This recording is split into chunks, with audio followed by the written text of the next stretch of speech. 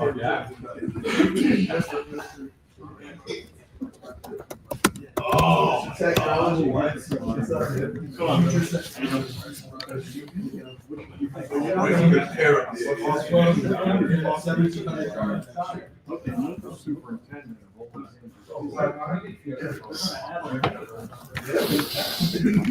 Between him and Bryson Rogers. You called the hospital to all for you.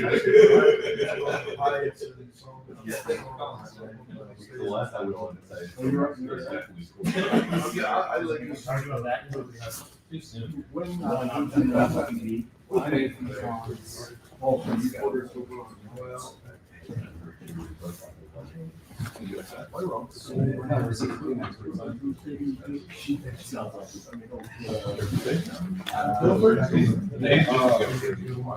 That's good.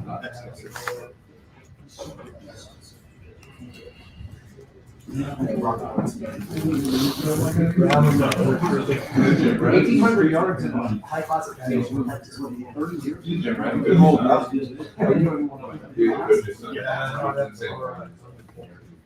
Okay.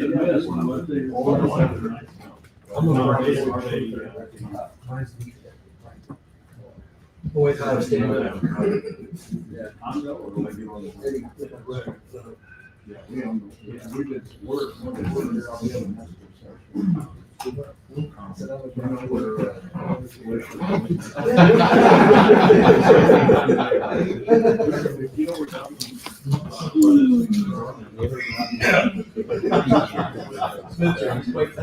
So what? He's breaking down barriers. You see that walk? The whole time he's on underneath this. 3 years from now, when he's in his third year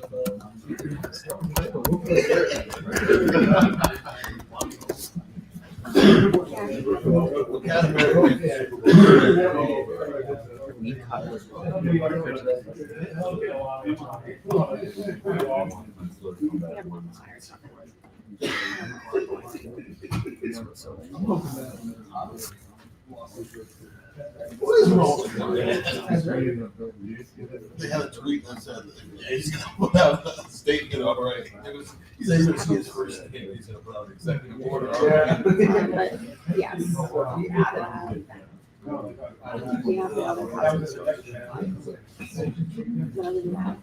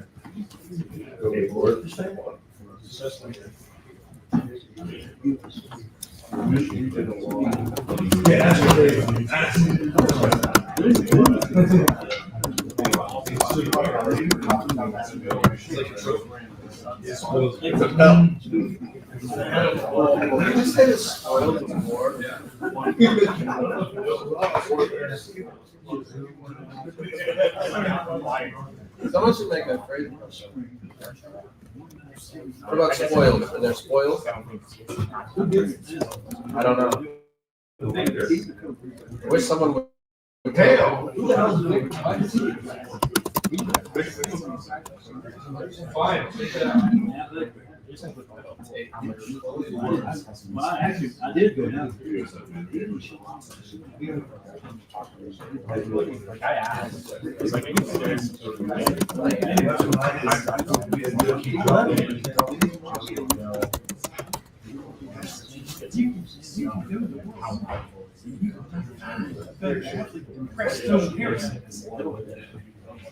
I actually wrote. I wrote about the.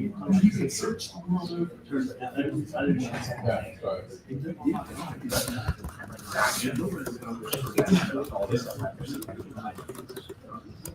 It's just because we hit those.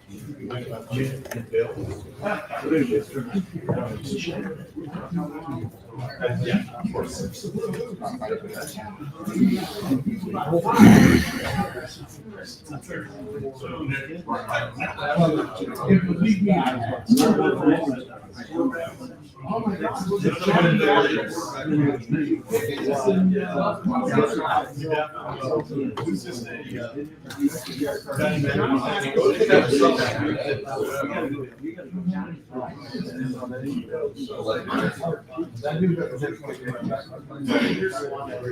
They live in. I'm not sure. I feel like we said that's Monkey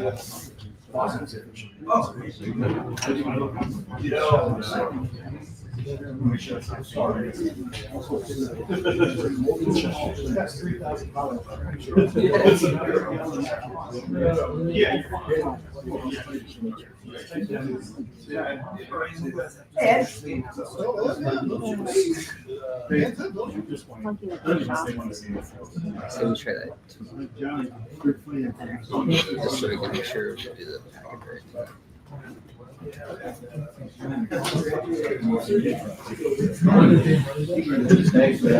Yeah. Hey, Steve,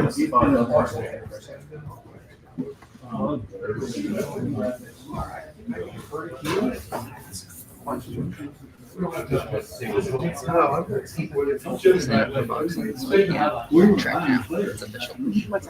6:45. It's hit or miss. But whatever. Don't get it. But I'm with you. I can usually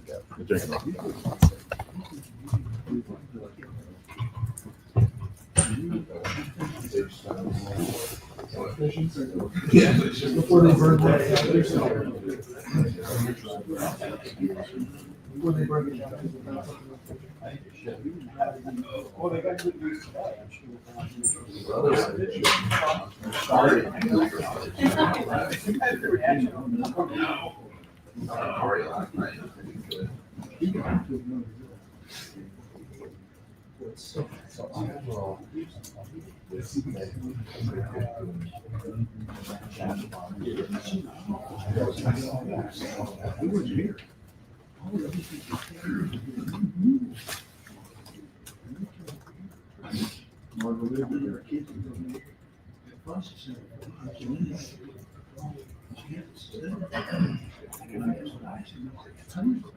Mhm.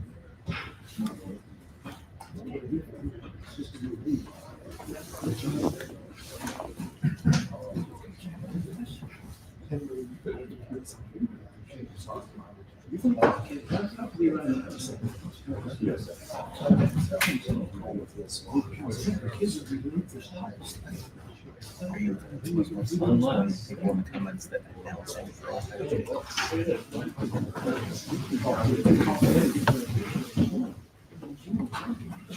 Alright, guys, we've got 15 minutes for coach. We can get back to work. Start here on the aisle.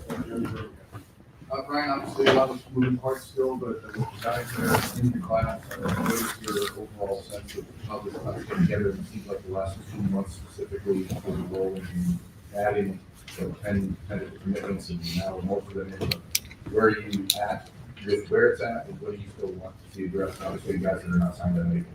Sure, yeah, no, I mean, I felt like from the beginning on this, that what we needed to do was, be really thorough in evaluation and make sure that they were the right fit for our program, with everything, considering where we are in college football and the investments that, everybody's making in these young men. And so the first thing, we look at certainly is their ability, their talent, their character, their family, academically, their mindset. There's all these things we take into consideration.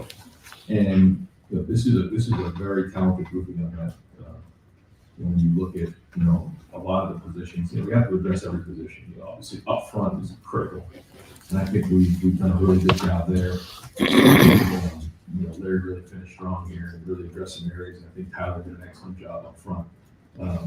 And that was important, but just across the board, I think the secondary, you look at some of the guys that we're bringing in, I mean, very, very talented.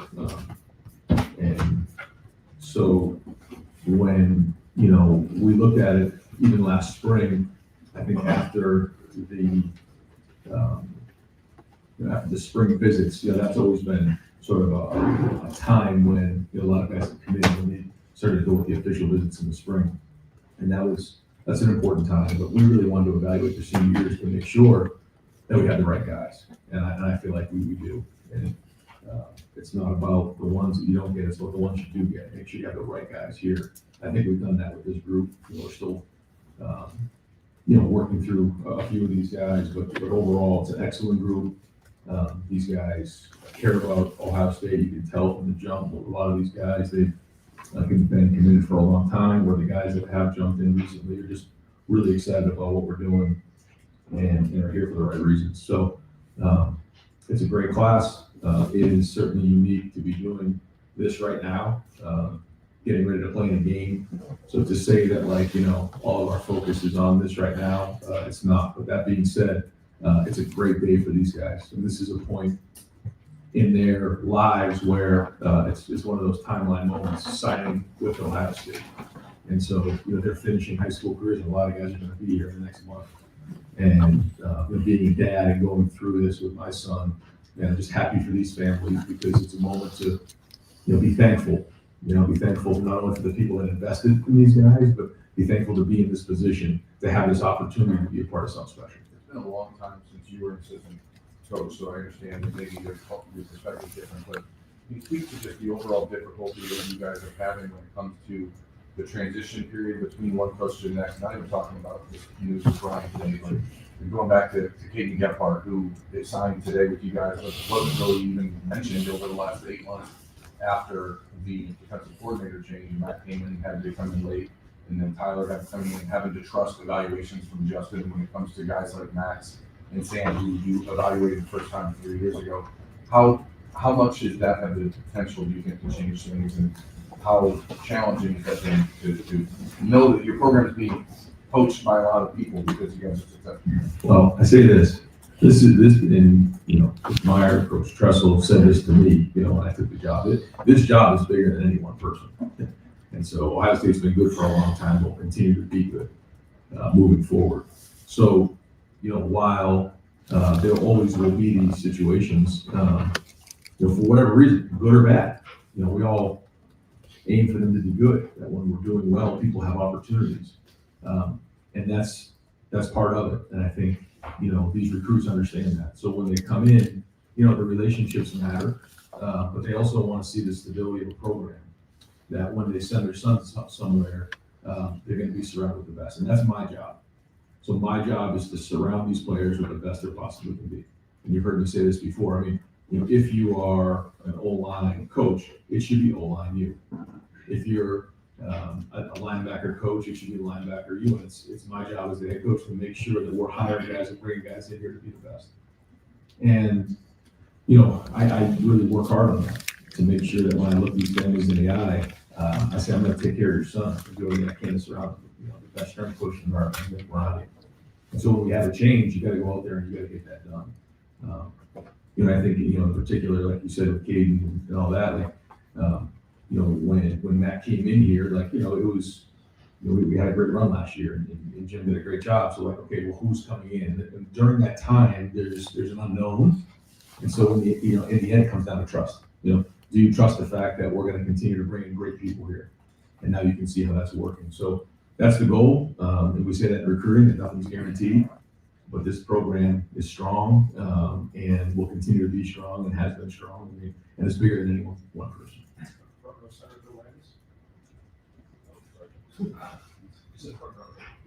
Ryan, with Ryan moving to South Florida, is the intention that he will stay with the staff through the postseason?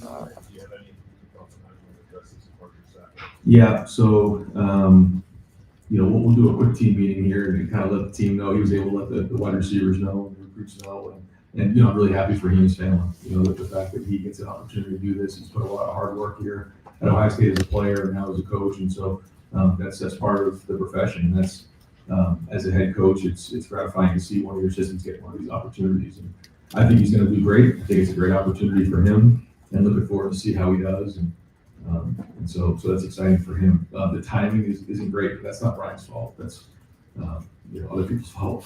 And we need to get some of this stuff addressed because it's, but it's like that for everybody in the country. So instead of being upset about it, we're going to embrace it and let the team know today. Obviously, we'll read it today, but it's good to hear from me. But yeah, the plan is for him to continue to be with the team, which is a challenge for him, but that speaks to his character that he wants to make sure he finishes this thing out the right way. We're certainly right now, I'm not going to be long in here because we got to focus on Indiana, making sure we're ready situationally, have a great practice, and go play this game on Saturday. And then, over that next month, we'll figure out what that cadence looks like. But he wants to be with us all the way through, all the way to the end, and see this thing out there in the season. So it'll be a busy month for him, but it's been done before, and we'll help him along the way. Do you think about any initial like growing experience of everything?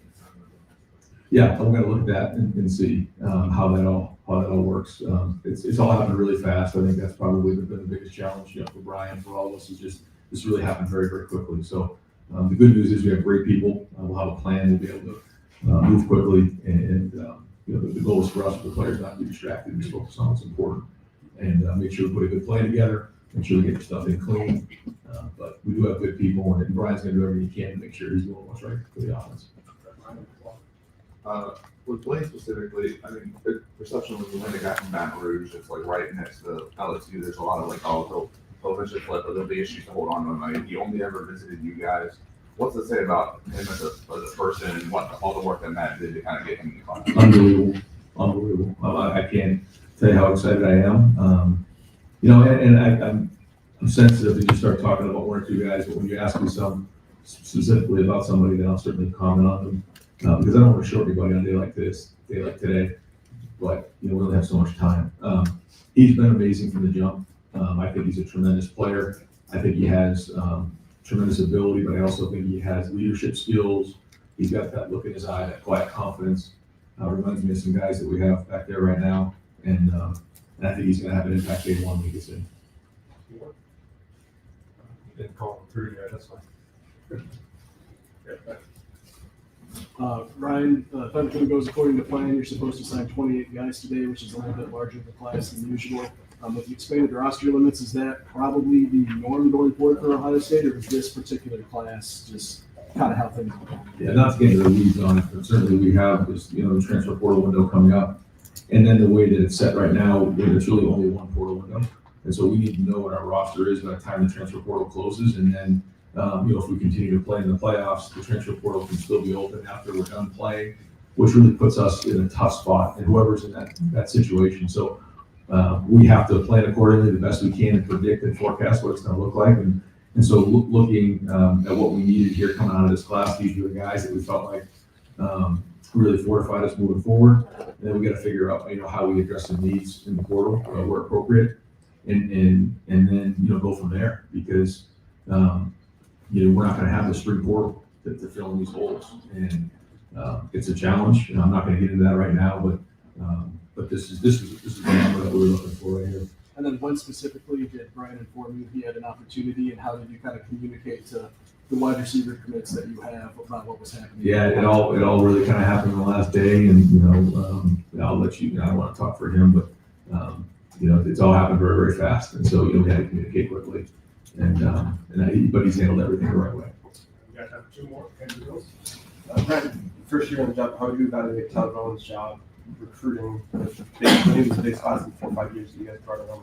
Thorough, constantly is bringing guys in on campus. Mark will tell you, when we have a game or a visit, 8, 9, 10 offensive linemen, and they're big dudes when they walk in, and they're good-looking guys.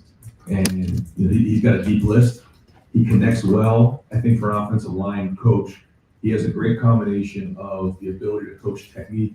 He's got toughness. He's a former offensive lineman, but he also has an unbelievable job of connecting, and he sees things from a wider lens. I think he's got a lot of talent, and I think that the guys in that room really believe in what he's doing. You can see the connection already with the recruits coming in. So I think he's off to a great start. You mentioned the changing roster size and all this stuff. With a kid like Braxton that you guys brought in defensively, that's a body type that, there's not a lot of. Is that an increased emphasis for you guys in maybe being able to take more kids like that you can look at and say, hey, we don't have this type of player on our roster? Yes. Yeah, I think, when Matt, sees a body like that, his eyes light up because I think he starts to, project him in different roles. And I think, James and, all the guys over there, Larry and Matt and Tim, they're trying to find as many versatile guys as they can. And this is one right here. And he came up with his family and visited, and, it's a big, long body type that we feel like can really grow into a versatile athlete. And, he saw what this is all about and wanted to jump in. So excited to have him part of this class. Right, you talk about the guys, the expectation of being wide receiver, you linebacker, you. Can you speak a little bit on James and what he's meant to, not just the recruiting acumen that he clearly has, but what he's done in the room, and now the ability to grow on that with guys like Sincere and CJ and Brett? Yeah, it's a good group. James does a great job of communicating. I think you guys have seen that, when he played, and even when he was doing radio and TV, and even now when he's in front of the group, he just really communicates well and really crystallizes the message and the thought in a special way, in my opinion. But he also has the credibility, toughness, connects well with the guys, he's intelligent. He's really, in a short period of time, turned into a really good coach in a lot of different ways. And recruiting is a big part of it. He recognizes the guys that he wants, he goes and gets them. He's honest with them. It's not Disneyland recruiting. I think he's straight with them. They know what they're going to get when they get here, and he treats them like they're going to be like he was during recruiting. It's just the way he handles his business, and certainly, he's a Buckeye that we all can be proud of. It seems like a couple years ago when you hired Jim and then Chip, and then even with the hiring of Matt, there was an idea that maybe the coordinator doesn't need to be an everyday, all-day recruiter guy going out there and being involved because you have guys like Brian and James now. Is there any change in philosophy to do, or any attempts with a guy like Matt, who I think you would like to be a part of the DNA program for a while? Yeah. To get him more involved in that and gain more of the front-facing side of the defense recruiting? I think that he's definitely done a great job of that. I think he's connected with these guys in a short period of time. It's easy to see the type of personality he has, and he has the credibility. I think it's important for recruits to know that, like you see today, when an assistant coach were to leave, you still have somebody who's running the defense. You still have a head coach who's running the program. And that's very, very important along the way. And so it's group recruiting, and you can see, something we really sell is our stability, and the continuity of our staff, the tech people that are here, whether it's Mick or Mark, or the assistant coaches, the staff, like all of that matters. And so it's great when recruits get to spend time with those guys to recognize that it's more than just a relationship with a single person. Yeah, thanks. All right, we'll bring it Mark back on. Yeah, Sean.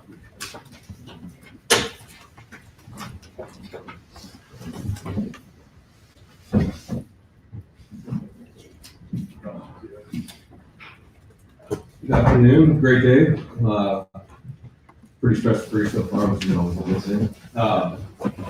Before I answer your question, I want to thank some people behind the scenes who've done a great job for us in helping these signs today. Obviously, Ross and Carrie, their support administratively, we couldn't do it without their support, and they are always willing to work with us, and we rarely get an answer of no, so it's very helpful, makes our job so much easier.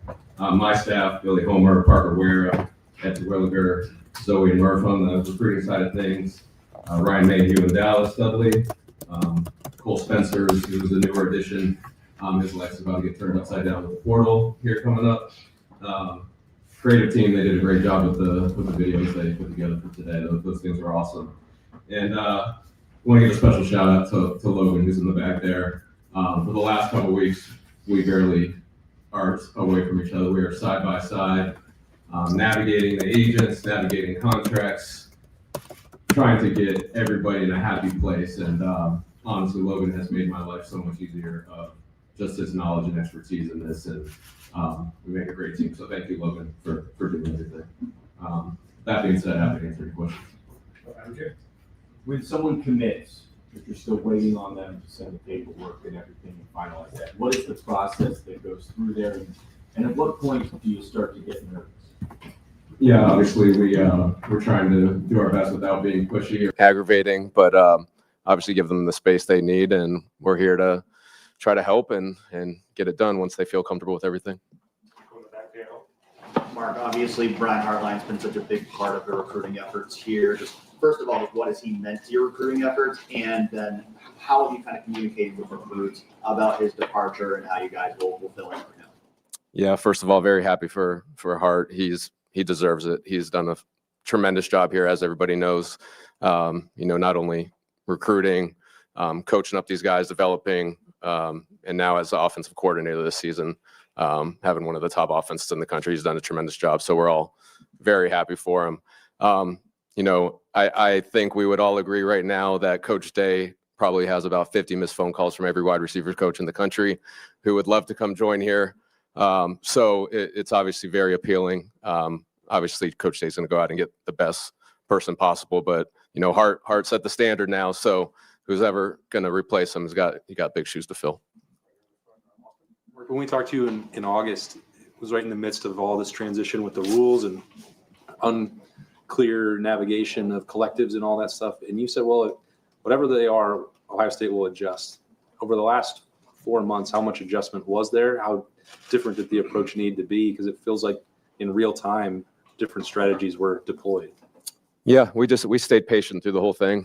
We didn't panic. Obviously, we were waiting to get some clarity on some things, but at the end of the day, I had also mentioned we were going to put a heavy emphasis on senior film evaluations, and as you can tell, we did. And so college football this season was the most fragile, chaotic that we've probably ever seen. So, by being patient, things worked out. Obviously, once you get kids on campus here, they see why people decide to come here. It's a great opportunity for them.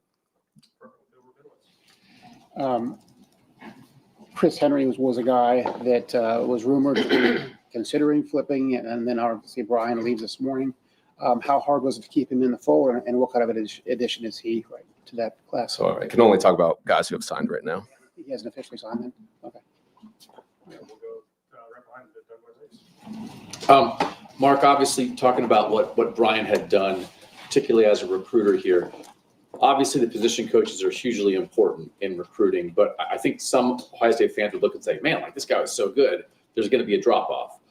How would you describe the balance of you and your staff, Ryan, the position coach, the university that all goes into recruiting, and how big is the position coach in that? Yeah, position coach is the main contact now. It's kind of drifted away from having, in the past we've done, area coaches before, and now in this new world, it's pretty much solely the position coach, coordinators, and the head coach. But the position coaches in the weeds of everything. They're the ones on an everyday basis building and maintaining those relationships. My staff's there to assist. Obviously, when they come on campus, they do a great job just keep making sure the families are feeling welcome and happy. But yeah, it's that's why we try to have multiple voices building relationship with the coordinators and head coaches in case guys get these opportunities that they still feel comfortable here. Mark, you talk about the in-season evaluations, and I'm just curious from your perspective, when you look at a guy like Jay Timmons, for example, who Rivals has as the #1 ranked cornerback in the country, it's not a guy that you'd think would be a traditional, we need to see senior film for a guy that's ranked that high. What made Jay seem like the right fit for the program and the late push for him, but also your opinion on the way Tim has handled this cycle, considering that there are 3 highly ranked cornerbacks in Ohio that all ended up elsewhere, and yet you guys get 2 guys that were at the very top of your list. Yeah, Jay was a little bit unique because he was committed to another school. And so we, like I said, we stayed patient there.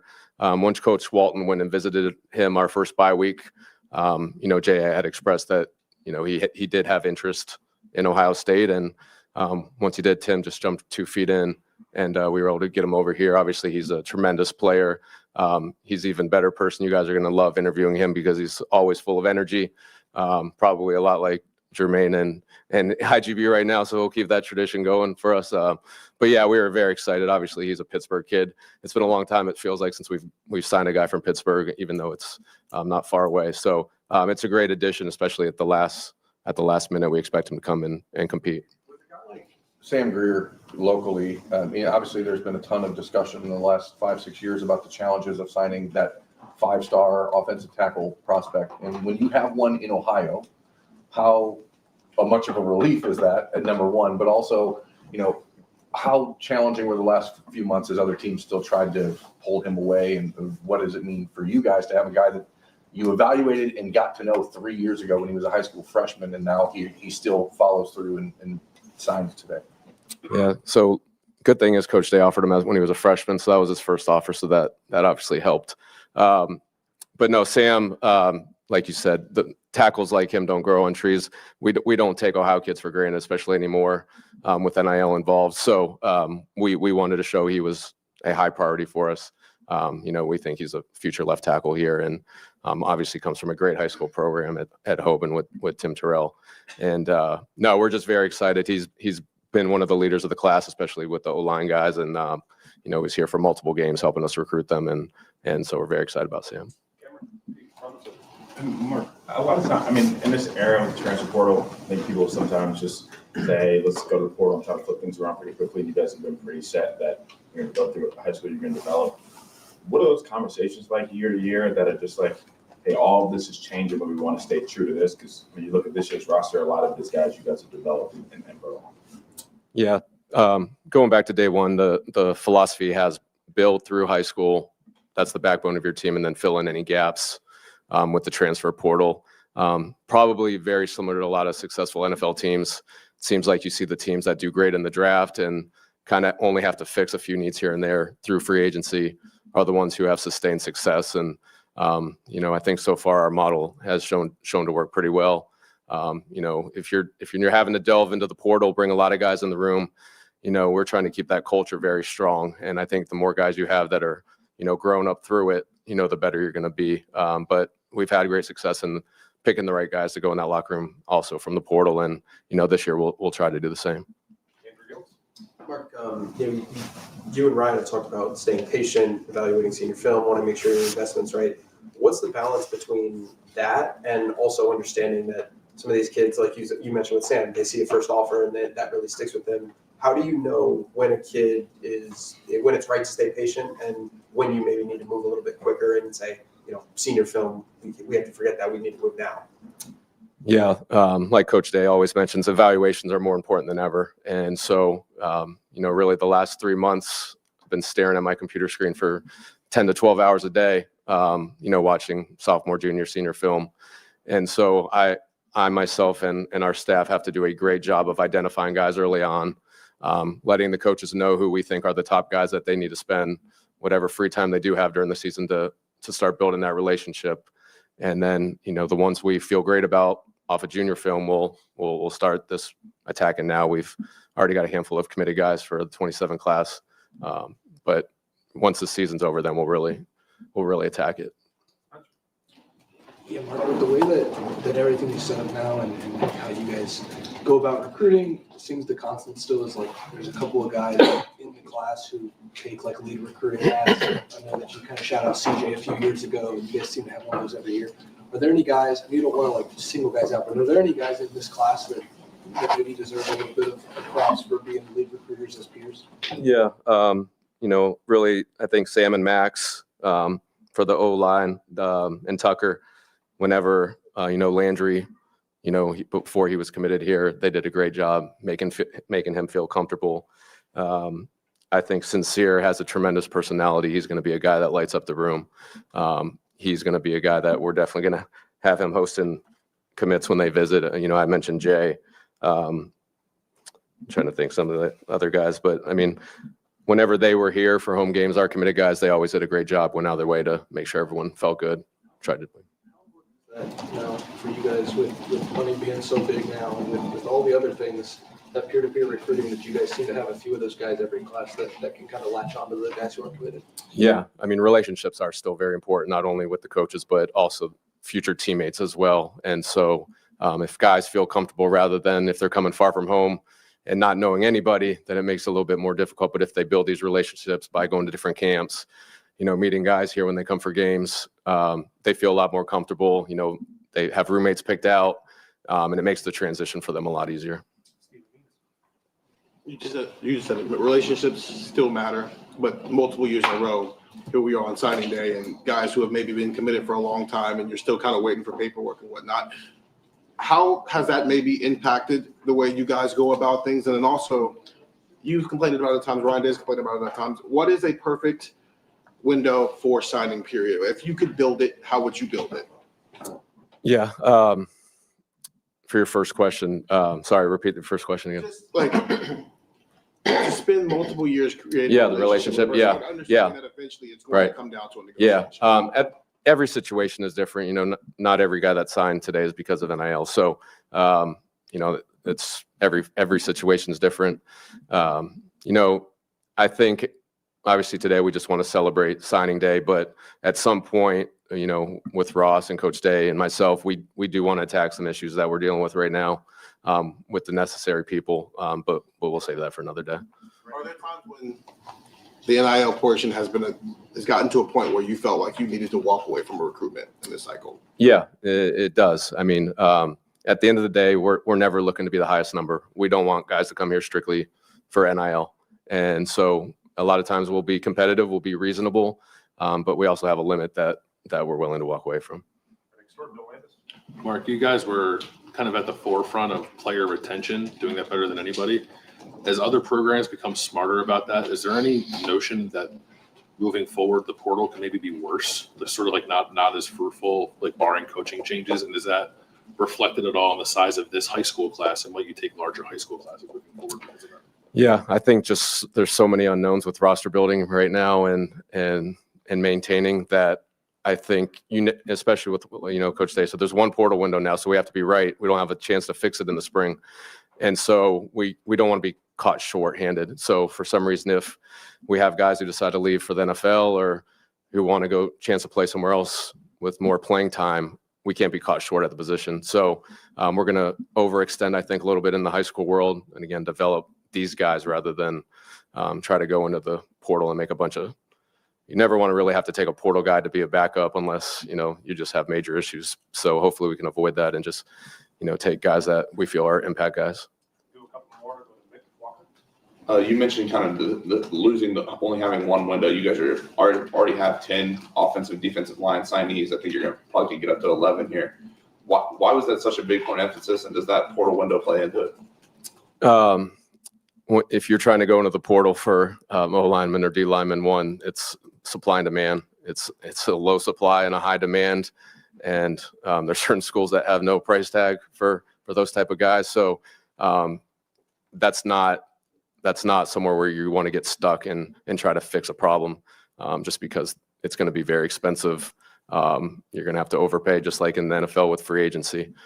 So we want to do a great job in the high school world, get them here, develop them, and avoid that. Already, I know he's somebody you guys have had, and he's just risen up in the rankings of the senior season. Is that kind of plan to just develop him, and you guys like the traits, and what stands out about him, I guess? Yeah, Kari, he was a top of the board guy for us, from day one. It wasn't about how many stars was behind his name. And, we never even got him here until the official visit. So we had to make sure we did a great job of, showing everything Ohio State had to offer then. And we wanted the family to know that we valued him. So, he's a great addition of a guy that we think we need him to be ready day one to go. And I think last time he was here was 270 pounds. So he's physically going to be, and he had a great senior season. So we're very excited about him. Can there be a common sense schedule calendar? And there can, yes. What does that look like? How far away is signing day? How far away is the portal? Like, what would that look like? Yeah, I'm not going to go with the specifics right now. I think it's a broader question where we have to get all the right people in the room and put our brains together. There's a lot of smart people that work in football that can have a greater voice, I think, and try to get some of these issues fixed.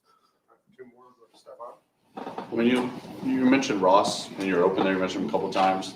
When all the changes with revenue sharing and stuff like that were going on, obviously he was part of implementation committee and things of that nature. Just how much did you have to, talk back and forth with him of figuring out exactly how everything works, how everything would be enforced, and what's it meant, I guess, to have him, kind of there as one of the leaders in this new era of revenue sharing? Yeah, it was great. Obviously, he had inside hand on what things were going to look like. And obviously Ross is fully on board on supporting this program. Obviously when you sign this many guys in a class, that's not cheap. So we had the support financially, from him to, hey, you guys need to put together the best possible class you can. And, he's going to support us along the way and give us, hey, here's how you navigate this new world with rev share and everything else. So it's been great. Got a group of guys from Central Ohio in this class, including 2 at Olin Gange, who are on the same defensive side of the ball. What do you see out of those 2 guys? What do they have in common? What do you like about them? Yeah, obviously CJ committed early.